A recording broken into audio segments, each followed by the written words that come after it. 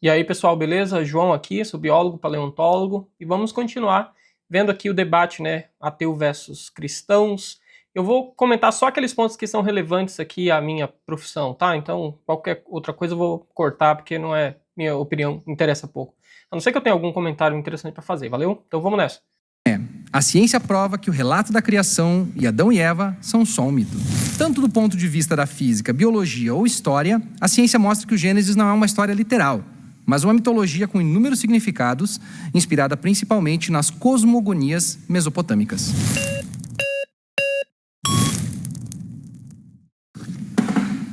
Terminou aqui e já voltou agora, hein? Foi rápido essa daí.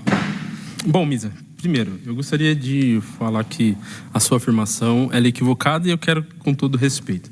Primeiro que você afirma que a ciência prova que é um mito. Isso não é verdade. Não tem ninguém que prove que é um mito, porque a ciência ela prova aquilo que é factível. Perfeito. Porque ela não prova Deus, mas ela não prova a inexistência de Deus. Certo. Ela não prova Adão e Eva, mas ela não prova a inexistência de Adão e Eva. Mas se a gente aplicasse... Não tem evidência nem de que existe, nem de que não existe. Ah, tá. É que assim, realmente, uma prova definitiva você não pode ter, mas você pode ter uma melhor explicação. Eu sempre penso nesse sentido da verossimilhança, né? Qual é a hipótese que melhor explica os dados observados? É uma hipótese na qual Adão e Eva existiram há alguns poucos milhares de anos atrás e eram realmente um casal? Ou é a ideia, ou é a hipótese evolutiva, de que nós evoluímos ao longo do tempo e que não houve nenhum momento no tempo que o ser humano foi reduzido a um casal, né? Então, é sobre avaliar qual hipótese explica melhor os dados. No caso, é a hipótese evolutiva. Ciência, o conhecimento científico no texto de Gênesis vai bater? Logo, então você leva a Bíblia como um texto histórico? Não, é isso que eu tô dizendo. Meu ponto é justamente, Adão e Eva não é histórico. Não, o seu ponto de vista é que prova que é mito. Isso Sim, não é uma verdade. É um mito? Não é uma... Por quê? Baseado no que ciência... Se a gente pegar, por exemplo, a ciência, a gente vai ver que, por exemplo, o Sol surgiu antes da Terra. Que ciência? Qual que é a ciência? Baseado no quê? Calma. A física, por exemplo? Hermenêutica é uma ciência? Não, a gente tá falando de física. Não, eu tô perguntando, hermenêutica é uma ciência? Ela é uma ciência, mas a gente tá falando, eu tô falando sobre a ciência, sobre a física. Quando nós fazemos uma hermenêutica do texto, nós analisamos o que o texto quer dizer. Como já foi citado aqui, Gênesis 1 ao 11... Mas aí tu concorda comigo que não é literal? Não, claro que não. Tu acredita que o homem surgiu... Quantos dias tu acredita que foi a criação do mundo? 7. 7 dias 6 dias literais. Deus trabalhou, um dia Deus não trabalhou. Tá. Literais. E tu acredita na Terra jovem? Não acredito na Terra jovem. A única coisa que difere, como o nosso amigo aqui diz, primeiro, toda a genealogia descrita ali, não é a única genealogia. É tipo uma visão, então, que a Terra é antiga, mas Deus literalmente criou em 7 dias, ou os 7 dias são intervalos de tempos que não são definidos. Vamos ver o que ele vai falar.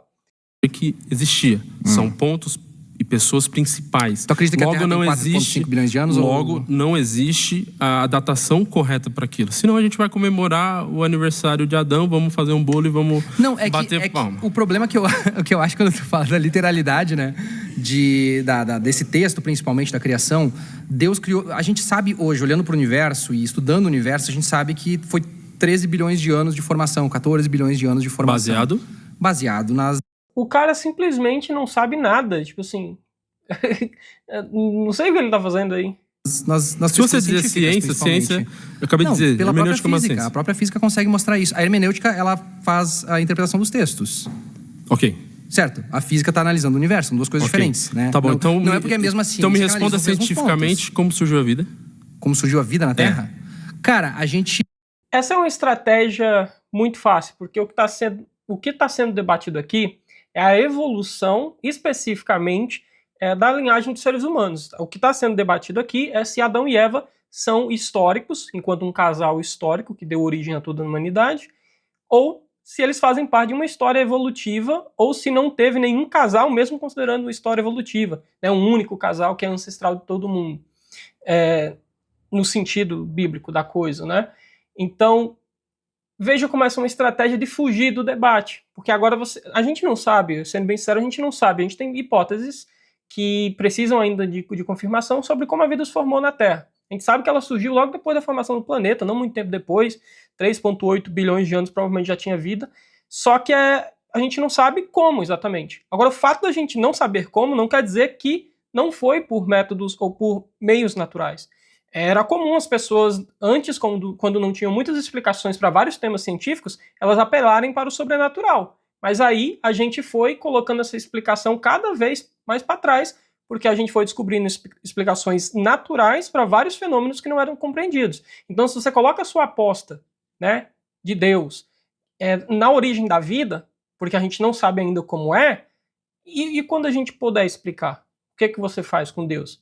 Aí ele vai ficar cada vez menos importante. Eu acho que essa é uma visão muito, muito pequena de Deus, na verdade. E, enfim, isso foge totalmente do tópico do que está sendo discutido. E entende hoje, através das hipóteses, que a vida surgiu no mar. Como é que surgiu?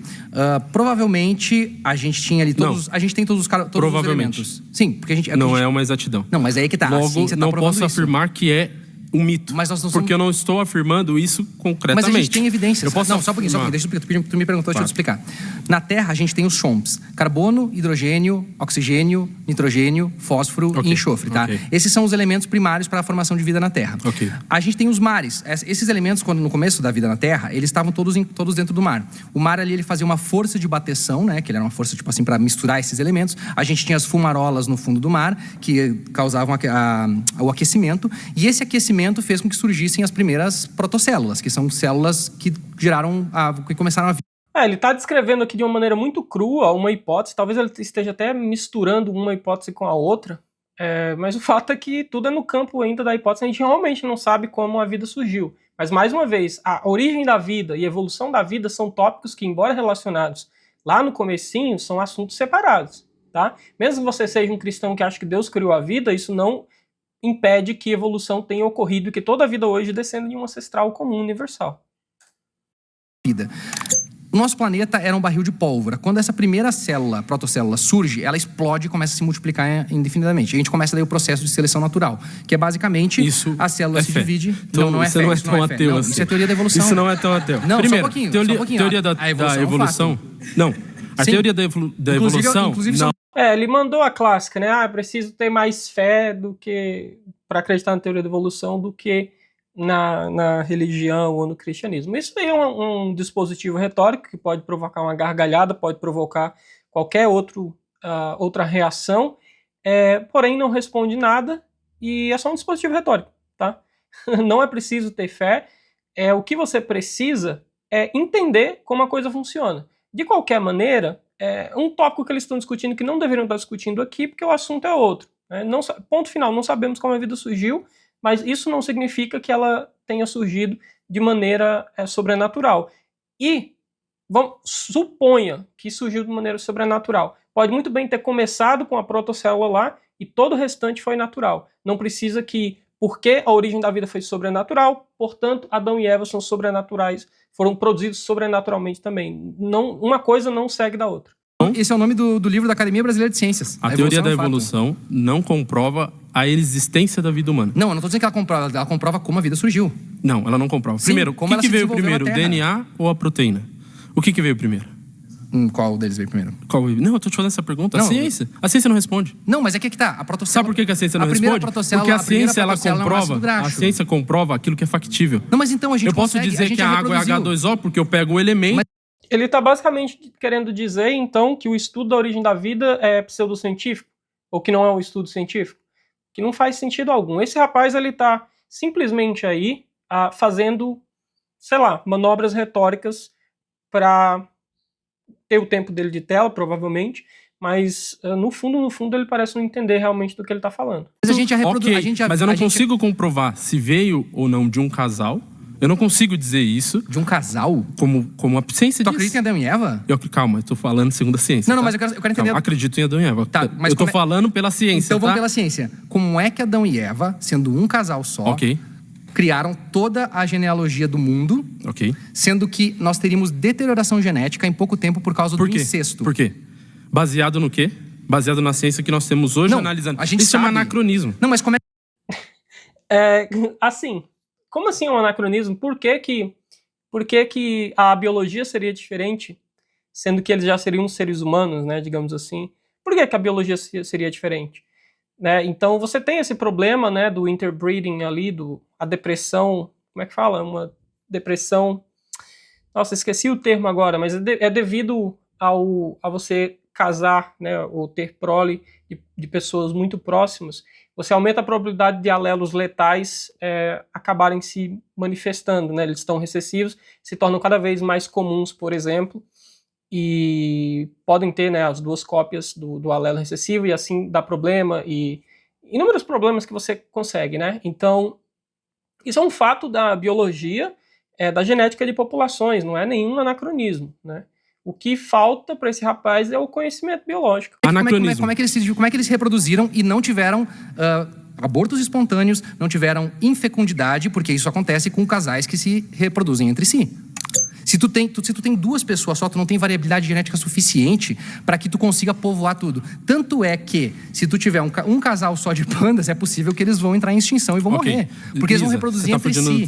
Não tô fugindo do tema. O tema é... Meu Deus, ele foi lá para a origem da vida. E quando o cara agora, o Misa tá falando de genética de populações, sobre a inviabilidade quando você tem um número populacional efetivo de um casal apenas, a probabilidade disso dar muito errado e da linhagem não ir para frente, e ele tá dizendo que ele tá fugindo do tema? O cara foi lá para a origem da vida, o cara foi falar de hermenêutica, mas discutir genética populacional então, fugir do tema. Adão e Eva. Não, o tema não é Adão e Eva. O tema é que isso é um mito. Mas é um mito. Você não consegue comprovar que isso é um mito. Consegue. Não consegue. Porque a gente o que você está me dizendo a gente consegue comprovar. Só que quando eu olho... Porque não existiu Adão e Eva. Aí, vamos lá, eu olho pela fé, ok. Não, mas você vai pela fé, exatamente. Okay, eu vou olhar pela fé, mas eu sei que existe Mas eu preciso algo... que tu me explique a deterioração genética, como é que ela não acontece. Mas aí a minha resposta é pela fé. Mas não pode ser pela fé, tem que ser científica. Não, mas a sua resposta científica não é que é um mito. Você não me respondeu. Você não me respondeu eu tô te respondendo agora. Adão e Eva é impossível ter existido. Não, você não respondeu. Sabe o que você está dizendo? Que, tu acredita que o homem veio do barro? Que eu estou vendo... Tu acredita que o homem veio do barro? Acredito. Do jeito que está escrito ali, eu acredito. Como é que tu acredita que o homem veio do barro? A gente tem 99,8% de semelhança com... Tá realmente a discussão aqui, a discussão com esse rapaz não é proveitosa, tá? Pra ser sincero também, eu acho que o Miso tá dando umas escorregadas aqui, insistindo num tema que não deveria existir, tinha que se manter aí nessa questão do Adão e Eva e tudo mais. E o fato de ser um mito é que tem toda uma estrutura de narrativa mitológica ali na criação. Você tem duas narrativas diferentes no Gênesis, né? Então, se você olha, tem duas narrativas com ordem diferentes de alguns fatos, inclusive. Então, acho que seria mais produtivo ele ter ido por esse lado, né? E por que é um mito? Porque não é algo que não era e não corresponde à realidade. Não é algo que foi pensado para corresponder cientificamente à realidade. É para ter algum ensino da nossa conexão com Deus, com o divino, de como somos especiais. Imagino que o Gênesis é mais nesse sentido, né? Especialmente a narrativa de Adão e Eva e tudo mais. Então, é para mostrar uma unidade entre nós. Então, é um mito nesse sentido e é muito fácil de mostrar por que é um mito. E o fato de não ter suporte científico nenhum torna isso, né, mais claro ainda. Mas o nosso querido rapaz não está a fim de entender isso, não. Chimpanzé. A minha pergunta é, como é que 98,8% de semelhança com chimpanzé. Como é que você acredita Quanto a gente tem em relação ao barro? Não, mas eu não sei, eu não sou geneticista. Mas é que eu não sou geneticista. Não, mas eu não sou geneticista. Amigo, eu não sou geneticista. Eu não posso explicar toda a cadeia de como começou. Mas eu sei te dizer perfeitamente que nós não viemos do barro. Mas você acredita nisso, não acredita? Eu acredito sim. Agora aí eu te pergunto, mas não é por que surgiu a vida? Eu não sei te dizer. Como é que nós temos todo... Foi. Tranquilo.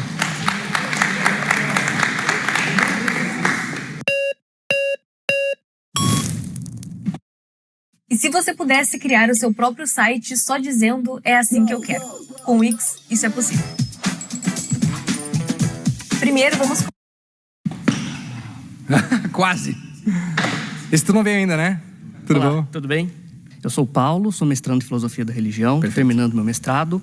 E, na verdade, eu tendo ao evolucionismo teísmo. Eu não vejo evolucionismo teísta, eu não vejo nenhum problema com isso. Perfeito. Então aqui, ó, tamo junto. Perfeito. Só que aí tem um problema na sua cosmovisão, que as condições para que a vida surja, elas precisam ser tão precisamente ajustadas para permitir que a vida exista, que a melhor explicação disso é que tem uma mente inteligente por detrás do universo. Olha, a gente pode pensar o seguinte... Se fossem outras as condições, estaria aqui outro tipo de vida, ou não estaria outro tipo de vida alguma. Então o fato de existir condições que são compatíveis com a vida, não quer dizer muita coisa. Só quer dizer que, se a vida existe, realmente tem que ter condições que são compatíveis com a vida, porque senão ela não existiria. Então, né? Então, as próprias condições com base nas quais você vai operar para que a vida surja, elas... O argumento justifica, elas, né? Exato, elas inferem como a melhor explicação a explicação de eliminar as hipóteses alternativas que a causa de tudo isso é uma mente inteligente. Posso falar de algumas. Não precisa. É que o ajuste fino ele tem uma explicação muito interessante que o Douglas Adams, que é um ateu muito antigo que escreveu o Guia do Mochileiro das Galáxias, ele falou há muitos anos atrás e que até hoje ela serve perfeitamente, né? É a metáfora da poça, né? A poça que é? Tem um buraco no chão, um dia chove e a água enche, né? A água enche até o topo e preenche todas as ranhuras que tem daquele buraco. Se aquela poça tomasse consciência de vida, ela diria assim: nossa, que buraco perfeito. Certamente alguém criou esse buraco para mim porque ele se adapta a todas. Perfeito, exatamente. É exatamente o que eu acabei de falar, só que com analogia muito melhor. E devo confessar aqui que eu nunca comprei o Guia do Mochileiro das Galáxias. Eu não gostei, não. Acho que eu li o primeiro livro e parei. As minhas ranhuras. O que acontece? O Douglas Adams vai dizer assim: é isso que a gente está falando aqui. Nós não Isso daí é conhecido como princípio antrópico. E é um tipo de argumento que, no contexto do argumento teleológico, já foi considerado como argumento que não faz muita diferença. Mas continuando. Você coloca uma pessoa num paredão e você dá 1 milhão de tiros e nenhum acerta. E ela se pergunta, por que eu tô viva? É claro que ela tem que estar viva para verificar que nada acertou nela. Mas a questão é, por que nada acertou? A questão é anterior. É que nós nos moldamos a esse mundo. Não. Sim. Para a própria química existe. Para a própria química existe. Luke Barnes revisa vários artigos que estão fazendo força e nos fazendo agir dessa forma. Os cosmologistas mais renomados não negam que a teoria da evolução. Eles não negam que a teleologia. O que eles tentam fornecer explicações. Mas o ponto que eu estou te dizendo é o ponto de vista científico, entendeu? O ponto de vista científico é justamente a seleção natural explica como a gente vive aqui. E não é porque o mundo foi feito para que a gente se adaptasse, para a gente ficasse perfeito a ele. Mas as condições para que a seleção natural ocorram são tão precisamente ajustadas. Não são. Sabe por quê? Eu entendo o que ele está falando aqui. Eu entendo o que ele está falando aqui, mas a questão é que, na verdade, não é bem assim, né? Porque, na verdade, se você tem outro tipo de condição, os produtos naturais da evolução seriam outros, não seriam iguais a gente. Não há nada que garanta que, inevitavelmente, você sempre teria condições, que as leis físicas seriam as mesmas e você teria o nosso tipo de vida. Então, é isso que eu acho problemático. A gente achar que porque as condições de vida são muito compatíveis, muito finamente ajustadas, de tal maneira que parece se encaixar tão bem a nossa vida, então isso deve ter sido planejado, quando na verdade não. É só porque, se fossem outras condições, o tipo de vida que estaria aqui seria outro. Não é. Forte, a força eletromagnética, se ela fosse a força gravitacional, nós teríamos vida diferente. Não seria, porque a própria química colapsaria, porque não haveria, por exemplo, teríamos um outro tipo não de haveria vida. Estabilidade nos átomos. Os átomos não teriam estabilidade, portanto não haveria ela pode química. ter diferença. As variantes podem ser de iniciante no argumento teleológico. Mas não é verdade. questão teleológica, estou falando de ciência. Luke Barnes é um grande cosmólogo no que diz a esse respeito. Ele já revisou vários... de seleção natural. A seleção natural permite que nós nos habitemos. Agora o Mises deu uma deslizada aqui, porque o rapaz está correto. Essa é uma parte da cosmologia, né? Sobre a origem e evolução do universo. Faz todo sentido estar falando de cosmologia. Não faz muito sentido falando em seleção natural nesse ponto. Mas você pode falar em seleção natural também mais pra frente, né? Mas o rapaz está correto nessa. Ocorra, você está jogando o problema, você está fugindo do problema, você não está lidando com ele. Eu estou dizendo que a seleção natural... Eu estou dando um passo para trás, você está dando um passo para frente que pressupõe... A vida vai existir nesse mundo, não porque ela está perfeita para existir nesse mundo, mas porque o mundo vai mudar a vida. Ninguém argumenta isso, a gente só está argumentando que as condições para que a vida exista são suficientes. O ajuste de fino vai dizer não precisa ser perfeito. Então, por exemplo, você inferir que existe um design, não precisa que aquilo que é designado seja perfeito. Se você está numa floresta e tem uma fábrica lá que gera carros, você não vai acreditar que aquilo é espontaneamente, mesmo se... Sim, porque a gente sabe que foi fabricado. Mesmo se... Não, se você tiver algum tipo... Mas se tu jogar um ser humano no meio da... e voltar daqui a 10 mil anos, como é que ele vai estar? Ele vai estar igual? Ou o ambiente vai moldar ele? Você está concordando comigo, você não está discordando. A gente sabe que foi fabricado porque a gente consegue inferir características de design. Se tu deixar 10 mil anos aquela fábrica lá, você está falando de tópico em tópico, galopo de guia? Não, cara, eu tô falando exatamente sobre isso. Eu tô no teu argumento. Você falou de ser perfeito. Eu tô falando que não precisa. Nossa, isso aqui tá horrível, muito horrível essa discussão. Ele tá fazendo você saiu do tópico. Não precisa ser perfeito pra gente inferir um design. Calma, deixa eu te explicar. Isso é verdade também, tá? Não precisa algo ser perfeito, porque várias coisas que nós, seres humanos, fazemos, ou aliás, tudo, ele é planejado, tudo também é uma palavra forte, né? Mas quase tudo, ou uma boa parte do que a gente faz, né, dos nossos aparelhos e tudo mais, eles funcionam com determinada deficiência, mas eles não são ótimos no sentido de ser a melhor solução possível sempre. Às vezes não é possível executar no mundo físico real a melhor solução. Então, o fato de ser imperfeito não implica que não existe um design, né? Criar um celular e ele tiver problemas, ele é imperfeito?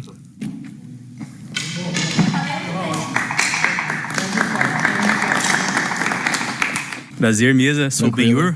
Fala, Benhur. Eu trabalho em contabilidade. Eu sou apenas um estudioso, um amante da Bíblia, né? Refaz a afirmação para mim, por gentileza. Ciência prova que o relato da criação de Adão e Eva são só um mito. São só um mito, né? Aqui que é um ponto interessante. A relação da criação do mundo, tanto para o criacionismo quanto para o evolucionismo, ambos são uma teoria. Nenhum deles eles podem ser de fato comprovados. Não, na verdade, a teoria da evolução ela é uma teoria. A criação do mundo não é uma teoria. Toda teoria ela começa com uma hipótese. Ela só se torna um fato quando ela se torna uma lei. Essa aqui é uma confusão muito comum, né? As pessoas acreditam que existe uma gradação entre uma hipótese, entre uma teoria e depois o que é uma lei. Mas, na verdade, não. Elas são coisas diferentes. Então, você pode ter, por exemplo, né, a ancestralidade comum universal. É uma teoria. Teoria de que todas as formas de vidas atuais descendem de um mesmo ancestral comum. Todas as formas de vida. Isso é uma teoria. Agora, se o ser humano é um parente mais próximo do gorila ou do chimpanzé, são hipóteses alternativas que não refutam a teoria, certo? Então existe uma diferença. Hipóteses são coisas mais específicas, teorias são estruturas explanatórias, né, para explicar de uma maneira, para explicar o universo ou qualquer conjunto de observações, para explicar, é uma estrutura explicativa, portanto, né? Enquanto que uma lei é algo que é mais descritivo, que é como, por exemplo, a lei da gravitação universal do Newton, que era, né? Ou qualquer lei da física, como a entropia e tudo mais. Elas são mais descrições do que explicações. Então, é curioso que as pessoas saiam para um debate para debater esse tipo de coisa que é tão fundamental, o que só demonstra que elas não fizeram o trabalho de casa, né? O dever de casa. Vamos lá. A partir do momento que ela não se torna uma lei, ela não é real. Não é bem assim. A teoria... ela é uma teoria, ela existe uma probabilidade de que ela possa existir. Tu sabe que leis ficam dentro de uma teoria? Sim, ela Por exemplo, tem a teoria da gravidade tem uma lei. Sim. Tá? Mas é que a teoria... Mas antes de haver uma lei, mas é que a teoria é o grau mais alto. A teoria é o grau mais alto. A lei é o grau mais alto, a né? teoria... Não, Missa, não é. Não existe esse grau. São coisas diferentes. São coisas diferentes, tá? Então, sei lá, vamos pensar. É como se a lei, que você vai, sei lá, provavelmente falar, né? Então, lei da gravitação universal, entropia, qualquer lei fundamental da física, sei lá, lei de Coulomb, toda essa panóplia de coisas são leis. São descrições de como o mundo funciona, né? Mesmo elas podem estar incompletas, né? Então, e não é necessariamente um grau mais elevado. Então, sei lá, você escrever a lei da gravitação universal, a gente sabe hoje que ela é incompleta, porque as equações de Einstein são melhor. Elas descrevem de forma mais ampla o comportamento dos sistemas massivos, né? Com massa, e que, portanto, a gravidade é uma força importante. Então, não existe essa gradação, simplesmente. A hipótese é uma coisa, a teoria é outra e lei é outra. E é o grau mais alto porque ela explica... nós temos a lei. Não é verdade. As duas coisas que a gente tem é o seguinte, a teoria e lei, elas são complementares uma da outra. A teoria é que vai explicar como aquilo acontece. E a lei vai dizer o que é aquilo. Através, por exemplo, de uma... Então, basicamente, a lei é a confirmação da teoria. Não, ela está dentro da teoria. Porque a teoria ela tá comporta... dentro... Sim, eu entendi perfeitamente. Fatos. A gente não pode descaracterizar uma teoria e dizer, é só uma teoria, porque nós estamos falando do mais alto grau de conhecimento científico. Não é só uma teoria. A teoria da gravidade, a teoria da relatividade e a teoria da evolução. Ela não seria teoria se ela não tivesse toneladas de evidências para substantivar. Isso aí não é verdade, tá, Misa? Na verdade, o mesmo os cientistas, eu entendo, na verdade o que você está falando é correto, né? Quando a gente diz a teoria da evolução especificamente falando, a teoria da gravitação, que seja, a teoria da realidade geral, especial, a gente está falando de teorias que são muito bem sucedidas. Agora a gente tem que entender que teorias são estruturas explanatórias, para explicar o que acontece, né? Dada determinadas leis ou princípios, você formula uma teoria para explicar determinados fenômenos, né? E prever novos fenômenos. A teoria também tem muito disso, né? Prever novos fenômenos, e a gente vai lá, faz experimento ou observação, ou olha no registro fóssil e vê se aquela coisa é compatível ou não. tá bom? Então, só que teoria, os próprios cientistas, eles usam de forma inconsistente e tiveram usado ao longo da história, né? Então, o Darwin, quando publica a sua teoria da seleção natural, ele chama de teoria da seleção natural, ou teoria da descendência com modificação, no caso, né, do que hoje a gente chamaria simplesmente de evolução, e ele tinha recém-publicado, não tinha a validação que temos hoje. Então, como assim? Uma teoria é algo que está comprovado? A gente sabe que a teoria atômica, por exemplo, então, eu já discuti isso na minha coluna Questão de Ciência, não vou me estender aqui, mas também não é assim também, tá? Eu vou ter que ser bem sincero aqui. No caso da evolução, no caso da cosmologia moderna, no caso da gravitação, né, no caso da relatividade geral, especial, teoria quântica, tudo isso é muito bem suportado por evidência. Mas o que torna uma teoria não é a evidência que vai de apoio a ela, na verdade.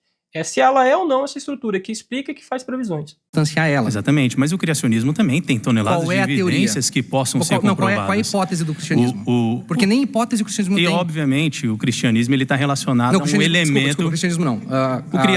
O criacionismo. Está relacionado a um elemento ao quê? Qual é o elemento principal? Ele não tem hipótese. O elemento principal é a fé. É a especulação científica. Se você pegar um método científico e nós pegarmos terra, barro, e você dar um sopro em alguém, vai nascer uma pessoa? Obviamente não, porque tem um elemento fundamental. Você não é divino. Eu não sou Vossoroca. Não, com certeza, mas você não se torna um ser divino. De barro. Mas a partir desse momento, a gente só consegue... Mas, por exemplo, o criacionismo, ele não é ciência, mas é possível gerar hipóteses científicas. Então, por exemplo, se fosse verdade que Adão e Eva existiram, eu deveria observar tal e tal coisa. A diversidade genética seria tal e tal. Né? Nós sabemos que não é. Então a gente consegue falsear essas hipóteses. Né? O que torna o criacionismo uma pseudociência não é o fato dele não conseguir necessariamente gerar hipóteses testáveis. É o fato de que elas foram testadas, elas foram refutadas e eles continuam repetindo a mesma coisa. É um programa científico, se a gente for pensar não do modo popperiano, mas no modo de pensar do Lakatos, é um conjunto, um sistema de ideias que não produz nada de novo, que só ele se retroalimenta e que ele é degenerativo, porque nada produz, ele inclusive não aceita a própria refutação, e daí nada novo sai, fica só reciclando e repetindo, e não há avanço, não há progresso do conhecimento. Então é por isso que o criacionismo é uma pseudociência. Então não é só porque ele não gera hipóteses testáveis. A ideia de complexidade redutível, ainda vou fazer um vídeo sobre isso, é plenamente testável. Complexidade redutível existe. Ela existe na acepção de que tem sistemas que são redutivelmente complexos. Se você tirar um componente, ele não funciona. E eles são no sentido de que existem vias, caminhos evolutivos de que você tem que passar por um intermediário que não é adaptativo e que, portanto, não pode ser fixado por seleção. Esses dois tipos de complexidade redutível existem. O que não significa que a evolução não possa produzir esses sistemas complexamente redutíveis.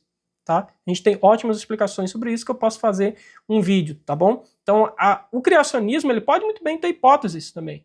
Só que a gente testa essas hipóteses e refutou. O criacionismo de Terra jovem diz que a Terra é jovem. A Terra não é jovem, já testamos isso e não é jovem, tá? Então, por isso que é uma pseudociência. Porque fica se reciclando e não progride nunca, porque não aceita a própria refutação de suas hipóteses e é assim que se comporta. Entender de forma clara, que seja a hipótese do a teoria do criacionismo, ou a teoria, vamos colocar a hipótese como você achar melhor. Científica. Não, e a teoria do evolucionismo não pode ser comprovada. Qual é o fato? Então você não pode dizer que a existência humana vem... Obrigado, irmão. Obrigado.